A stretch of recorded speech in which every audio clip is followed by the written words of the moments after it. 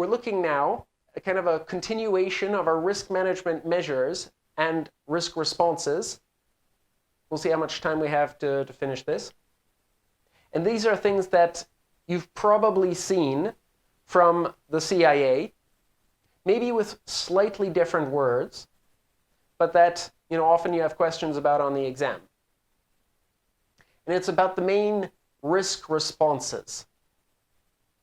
Some of the main risk responses include to directly terminate. That's to say, to finish a risk. Here we're saying action is taken to exit any activity which is giving rise to a risk. And exiting a product line or, say, selling a division allows you to no longer have risks. If we don't have any operations in Australia anymore, you don't need to care about, the risks from Australia. We can treat a risk, and this is generally what is done. We try to reduce or mitigate. And remember these different words, because they can all be used in different ways in your work life or on the exam. Treat, reduce, mitigate are all roughly similar. Action is taken to reduce the risk likelihood or impact, or both. For instance, diversifying product offerings or reallocating funds.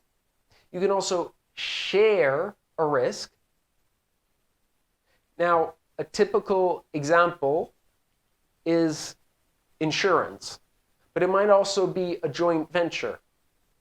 For instance, you want to enter the Chinese market, but you don't speak Mandarin. It's a big market. It's difficult to get in that market. You don't want to take the full risk of it, so you go into a partnership or maybe a joint venture.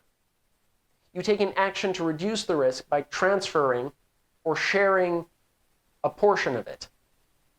And finally, you can say, I accept this risk. I'm okay with this risk. And I would say that this is sometimes okay with very small level risks and sometimes absolutely necessary with important strategic risks. And I shouldn't have anything between, huh? You accept risk that conforms to risk tolerances. This is my treat, reduce, mitigate. But I think you remember at the beginning that risk has two different sides to it, two different faces. It can be bad, but it can also be good. And in fact, when it's bad, you treat it. But risk, when it can be positive, well, you can actually try to pursue risk. You can try to increase it or exploit a risk. Here, action is taken to increase the upside risk. In other words, the opportunity. Let's think about an example of this. We have a stock broker. I use financial examples because they're always extremely clear, who thinks the market is really going to increase. Now, of course, there's risk that the market is going to go down and that he loses.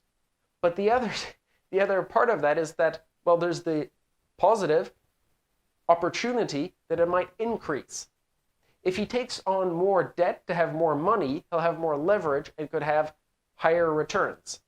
And so this is a way of kind of pursuing a risk, and action is taken to increase the upside risk.